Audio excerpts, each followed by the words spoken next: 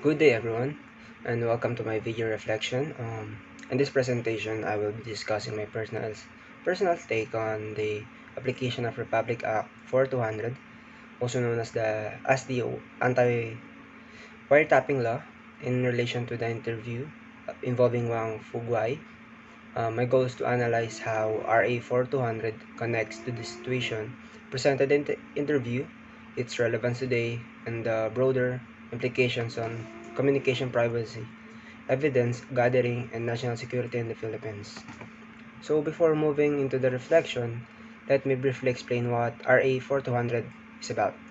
Republic Act 4200, enacted in 1965, is the law that prohibits the act of wiretapping or secretly recording any private communication without the consent of all parties involved. It makes it unlawful for any person to use devices to tap, intercept, or record communications such as phone calls or face-to-face conversations. The law also penalizes the possession and sharing of illegally obtained recordings.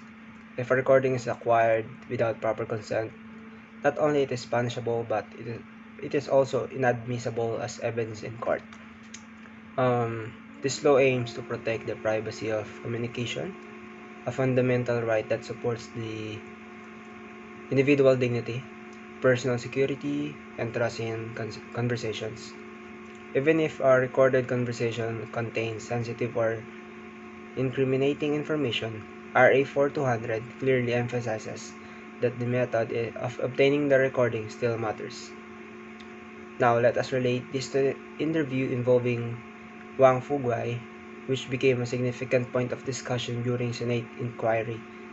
In this interview, Wang Fuguai made statements regarding issues of identity fraud, alleged espionage, and possible involvement in activities that raised national security concerns. The interview was recorded and later presented publicly as part of the government proceeding. In examining the situation under RA for 200, a key question arises. Was the recording of the interview conducted with the knowledge and consent of the person recorded?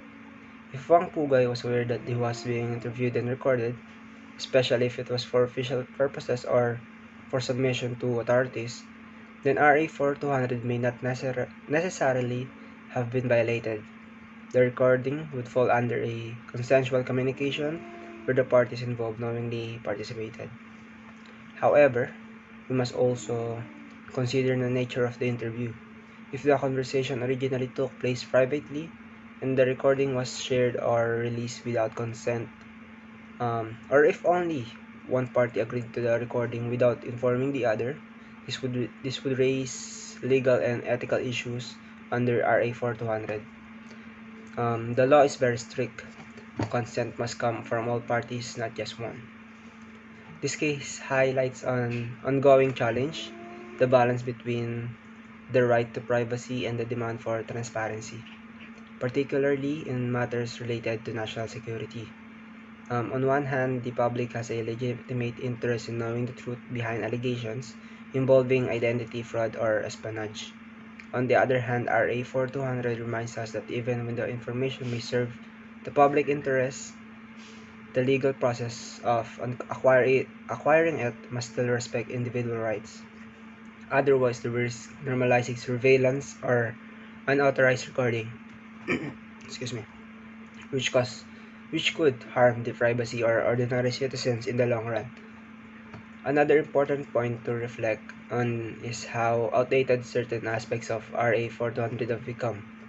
The law was created in 1965, long before mobile phones, social media, Zoom, messenger calls, or video recordings. Today, anyone can record conversations with just one click. Yet, RA 4200 does not explicitly mention digital platforms or online communication. While jurisprudence has expanded the law's interpretation, it remains limited when applied to modern technology. This raises the need to update the law to ensure clarity in the digital age without compromising constitutional rights. Furthermore, the case of Wang Fuguai pushes us to consider whether there should be exceptions under strict regulations when the matter involves national security.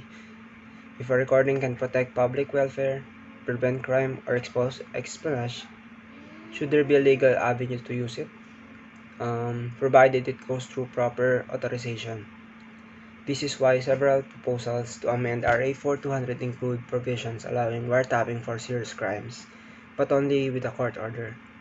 Such amendments aim to address both privacy and security concerns in a fair and lawful manner. From my personal perspective, the interview with Wang Fuguai demonstrates how sensitive information, when recorded and presented publicly, it can have a major impact on public perception, government proceedings, and even diplomatic relations.